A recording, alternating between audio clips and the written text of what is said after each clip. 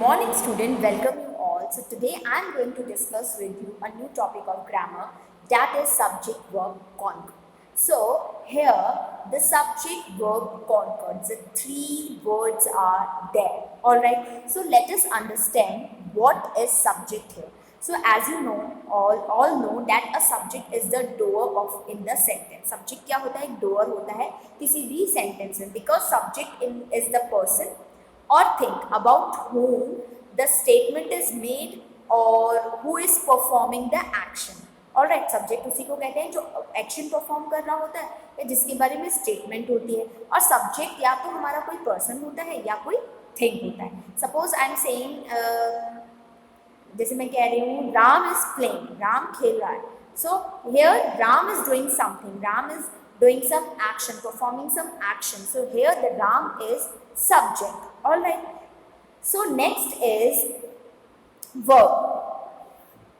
So what is verb here? All right. So verb means verb are the action words in a sentence that describe what the subject is doing. Verb क्या है? Some action word, right? और ये बताते हैं कि subject क्या कर रहा है, right? The subject what the subject is doing. So verb are the doing words, and verb in a sentence can be some action words, some helping verb, some linking words और some modals also. ये सब हमारे verbs होते हैं, हमने पढ़े भी थे बहुत सारे word, transitive verb, intransitive verbs. Alright, so ये तो हो गया हमारा verb. So you all know कि what is verb, what is subject. Now we come to what is concord. So what is the meaning of concord? Concord means agreement. क्या होता है? concord होता है एक agreement होता है किसके बीच में? सब्जेक्ट और वर्ब के बीच में एक agreement होता है, उसी को हम concord कहते हैं. All right. So see the subject and the verb handshake कर रहे हैं. That means ये agreement कर रहे हैं एक दूसरे से. Here the subject and the verb वो agreement कर रहे हैं, agreement को हम concord कहते हैं. So next is, let's see what is subject verb agreement or the concord. So means that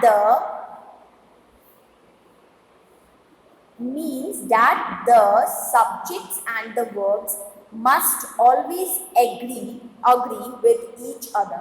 It means subject और verb दोनों हमेशा किससे होने चाहिए? agree होने चाहिए एक दूसरे से. All right, like the verb change its form to indicate the tense. According to the tense, verb change होता है, you all know, but it also changes its form to indicate the number of subject in a sentence. अब number से भी verb में changes होते हैं, ठीक है, कि किस अकॉर्डिंग नंबर है सेंटेंस के. अभी नंबर क्या होता है? Means you all are confused. Okay, what is number here? What is the meaning of number here? Let's understand. See, there are some singular subjects and the plural subjects. So यही क्या होता है? हमारे number होते हैं. This is first person, second person, third person. Right? I eat, we eat. You eat, you all eat. He eats, she eats. The girl eats. They eat. अब ये सब क्या है? Let's see. One by one explain करती हूँ, अच्छे से सुनिएगा. The subject verb, first is the subject verb agreement specify that the subject and verb must agree in number. Means जो सब्जेक्ट और वर्ब है वो दोनों उनके नंबर से एग्री करने चाहिए. The verb must match it subject both in person and number. Verb हमेशा मैच होने चाहिए किससे? अपने पर्सन से भी और नंबर से भी. मतलब जो सब्जेक्ट पर्सन है उससे भी और जो नंबर है उससे भी वो मैच होने चाहिए. The subject and the verb must be either singular और प्लूरल. सब्जेक्ट का जो वर्ब है वो सिंगुलर भी हो सकता है और प्लूरल भी हो सकता है. See for example, let's take the verb eat in the present tense. अब जो हमने स्टार्टिंग में एग्जाम्पल देखे थे, ईट हम किस में लेते हैं? प्रेजेंट टेंस में. In present tense the verb it change form to show that its subject in singular with its subject is anything but I or you. अब देखो, इसका सब्जेक्ट कुछ भी हो सकता है, I और you दोनों हो सकता है इसका सब्जेक्ट. अब देखो, I और you इसका सब्जेक्ट कुछ भी हो सकता है और थर्ड पर्सन में भी हो सकता है. जब हम फर्स्ट पर्सन में इसको लगाते हैं ईट वर्ड को, तो क्या करते हैं ईट सिंगुलर वर्ड हमारा सिंगुलर है तो हम इसके साथ सिंगुलर, अब आई को हम सिंगुलर तो है बट इसके साथ प्लूरल की कंडीशंस लगती है, सो हमने इसके साथ ईट लिखा, वी के साथ भी ईट, यू के साथ भी ईट और यू ऑल ईट। अब जब वर्ब में ईट मतलब जो first form of the verb आती है, जब हम सिंगुलर सब्जेक्ट यूज करते हैं तो हमारे first form of the verb में एस और ई एस ऐड हो जाता है, जैसे he eats, she Yeats, the girl Yeats, right. अगर हम एक की बात करें तो जो भी हमारा वर्ब होगा, मेन वर्ब होगा, उसमें एस और ई एस पुट हो जाएगा अकॉर्डिंग। So there are some rules to solve the subject verb concord questions और एग्जांपल्स। सो अब उनके रूल्स क्या हैं, अब एक वन बाय वन हम सारे रूल्स देख लेते हैं कि रूल्स क्या हमें बता रहे हैं। तो the verb and subject must agree in number, whether singular और प्लूरल, नंबर से एग्री होना चाहिए, ऑलरेडी मैंने आपको बताया। This means that if the subject is singular, the verb should be singular, and if the subject is plural, the verb should also be plural. It means अगर आपका subject singular है तो आपका verb भी क्या होगा, singular होगा. If your subject is plural, then your verb should also be plural form. See some example here. He is singular subject plays verb. So देखो he अगर singular है तो what I told you, plural verb में अगर singular subject है तो verb में S और ई एस ऐड होगा, तो प्लेस के साथ ई तो नहीं लगा सकते, एस लगाया, सो ही प्लेस। अब दे प्लूरल है, that's why he put play without S, understand. So our subject is singular, so our subject verb is singular and our object is the subject is plural and our verb is also plural. So rule number second is the number of subjects singular or plural will not change due to the words phrases in between the subject and the verb. अब देखो जो subject और singular और plural है वो change नहीं होता phrases और subject और verb के अकॉर्डिंग। देखो let's see. One of the glasses is empty. Look at the word. क्या बोल रहा है question? Lines, one of the glasses is empty. Here since the subject is one, the verb should be is.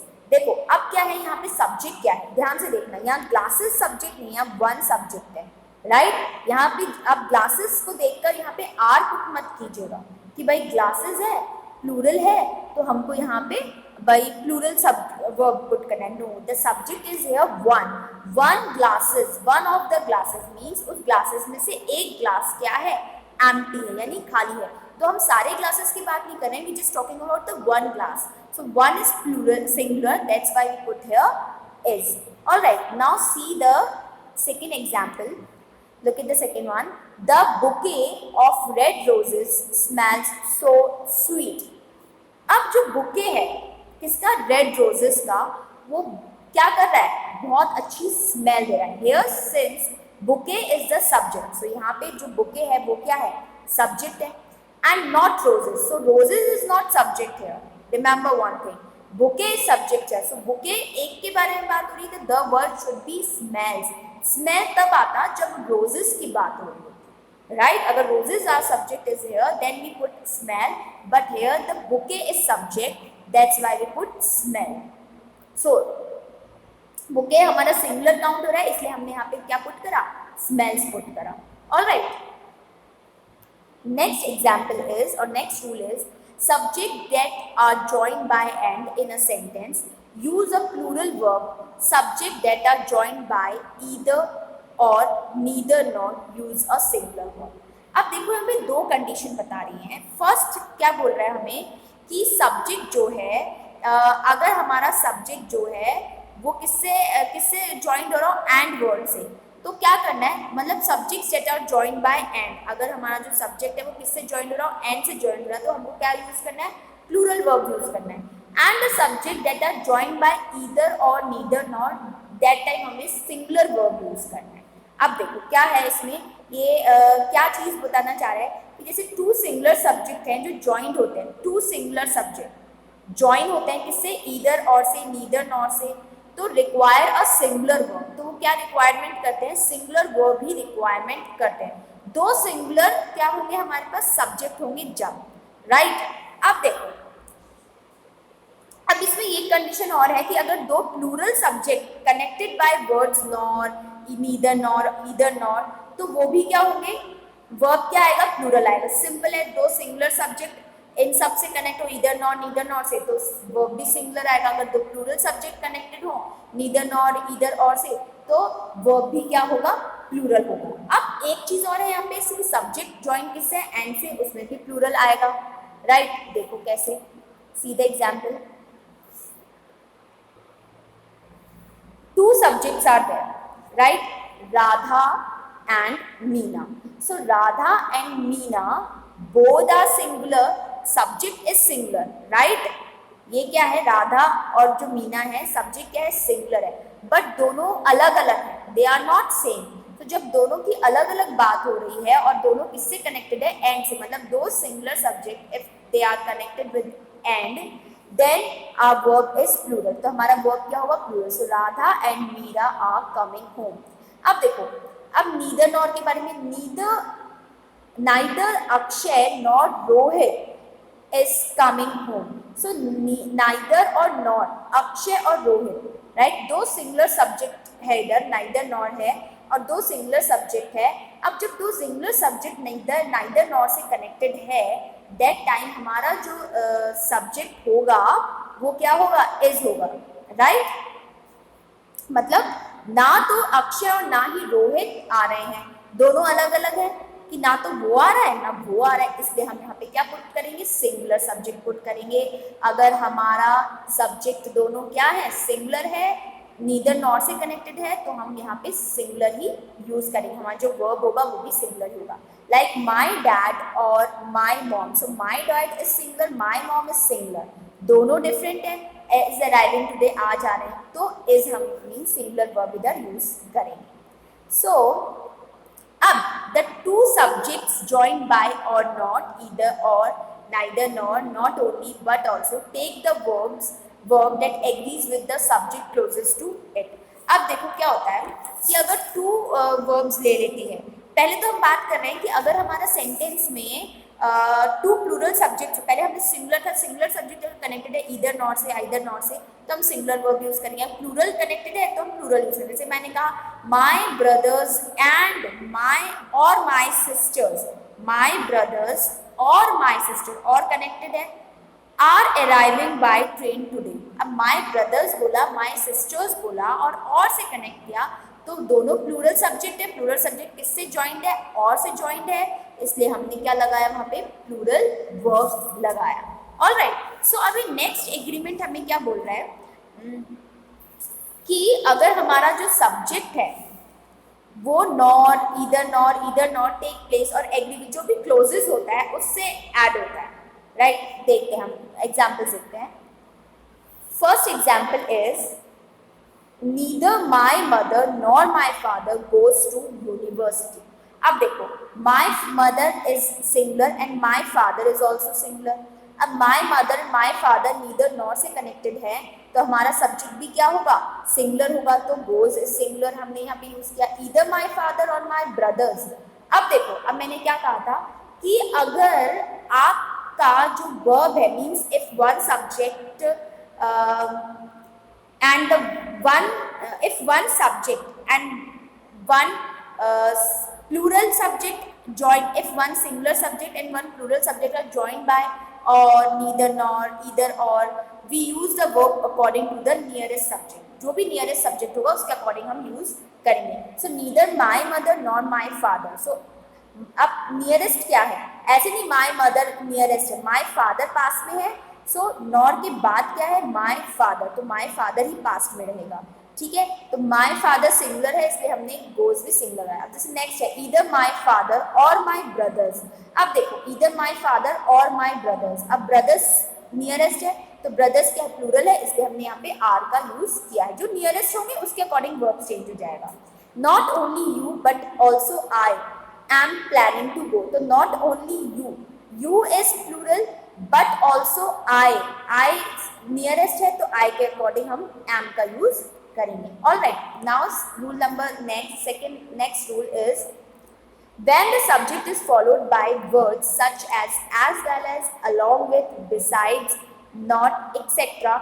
Ignore them and use a singular verb if the subject is singular.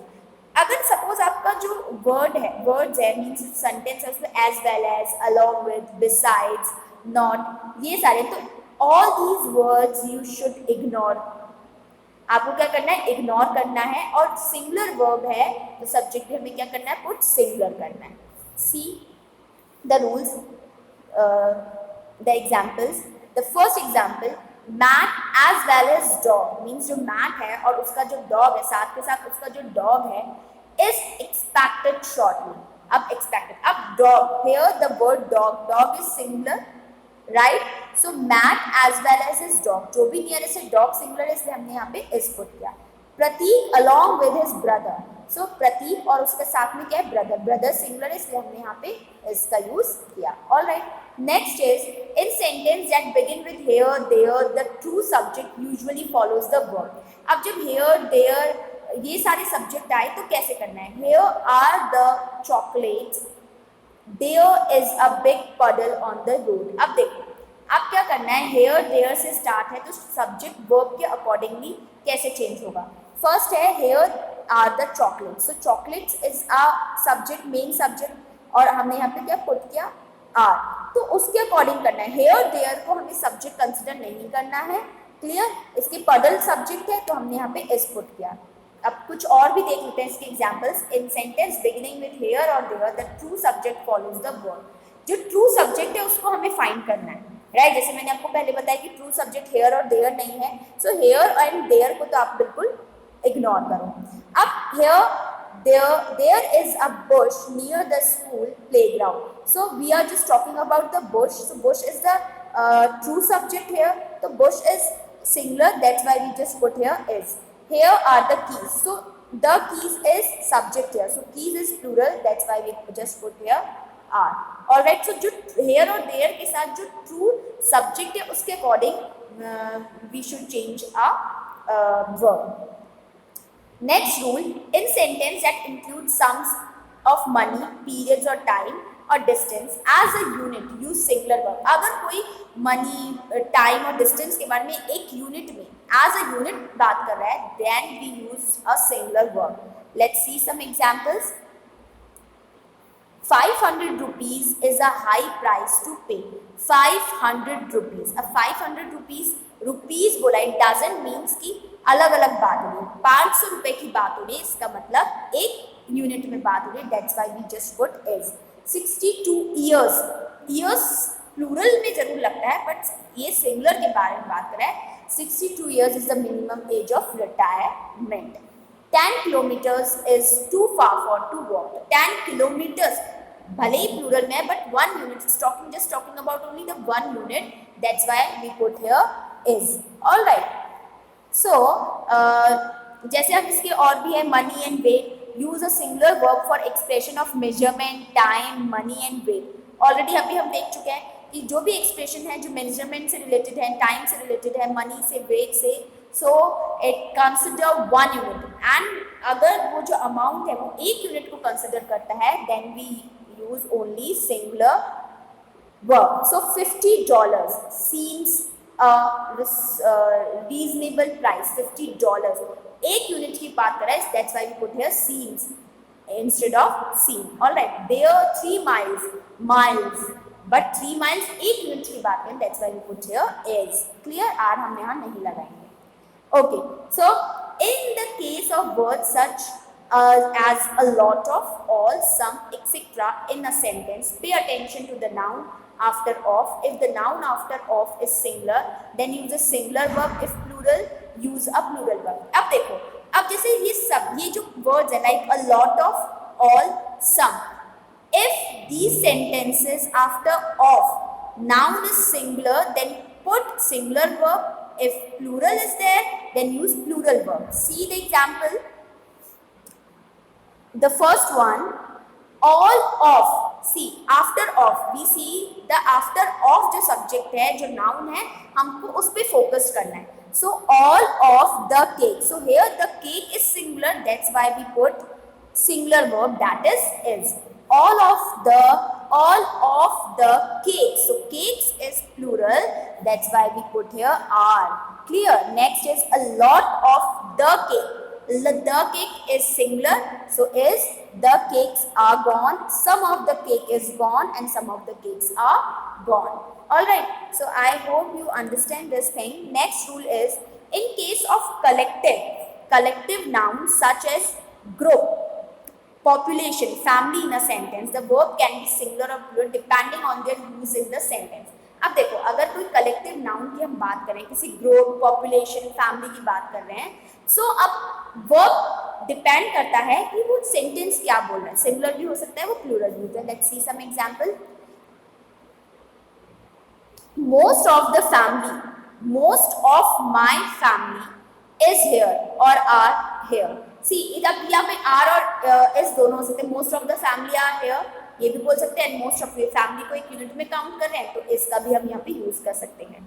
Okay, so you can it could be is or are here, both will be correct. Next is, half of the population was against the bill or were against the bill. अब देखो, half of the population के साथ हम was का भी use कर सकते हैं और were का भी यूज कर सकते हैं. ठीक है, मतलब सिंगुलर और प्लूरल दोनों का यूज कर सकते हैं.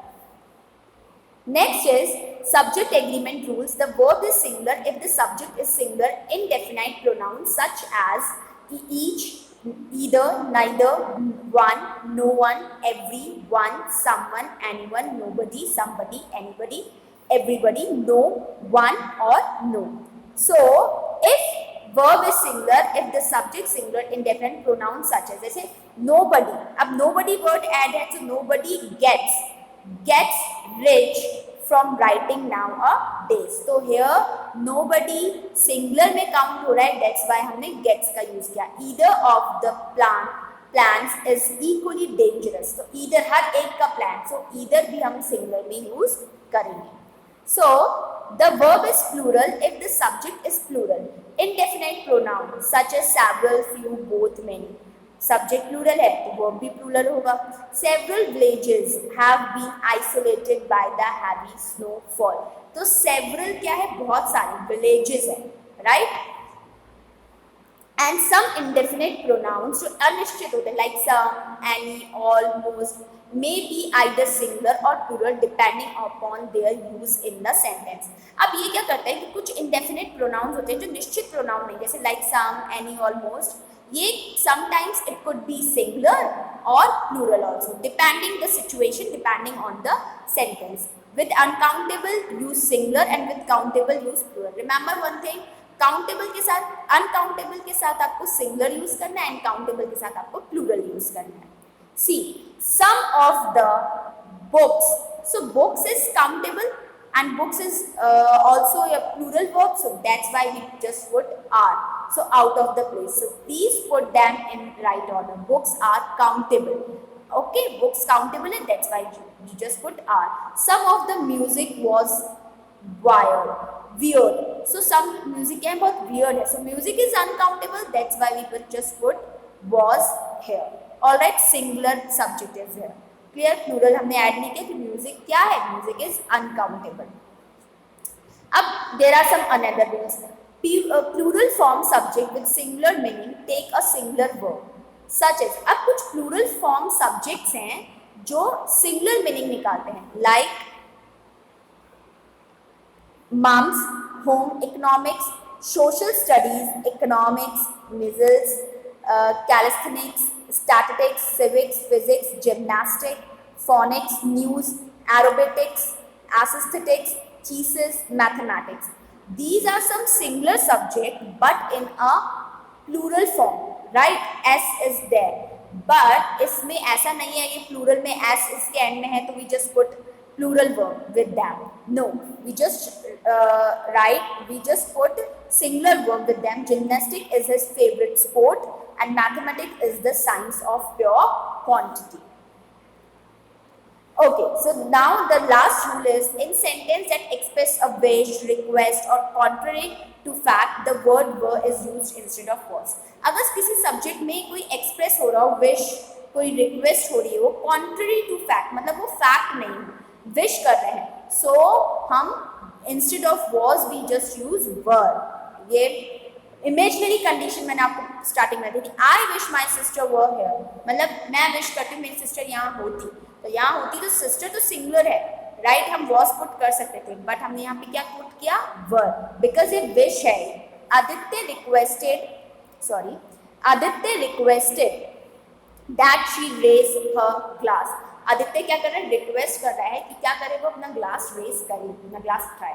तो आदित्य रिक्वेस्ट कर रहा है, और अब रिक्वेस्ट की कंडीशन में हम क्या करेंगे, शी रेजेस की जगह शी रेज करेंगे, राइट, प्लूरल याद करेंगे। तो ये चीज आप ध्यान रखिएगा कि आपको विश हो, रिक्वेस्ट हो और कॉन्ट्ररी फैक्ट हो, उसमें आपको वर यूज करना है instead of was. Alright, so see this table, very helpful for you to understand the subject verb concord.